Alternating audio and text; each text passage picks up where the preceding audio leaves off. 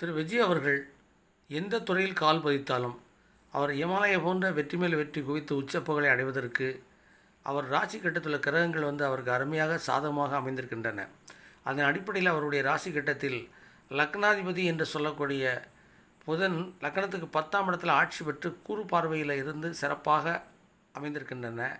மேலும் கூடுதல் சிறப்பாக புஷ்கர நவாம்சம் என்ற அமைப்பில் ராசி கட்டத்தில் லக்னத்துக்கு 10ஆம் இடத்துல புதன் திருவாதிரை 4ஆம் பாதத்திலும் குரு பூரட்டாதி 2ஆம் பாதத்தில் இருக்கின்றன.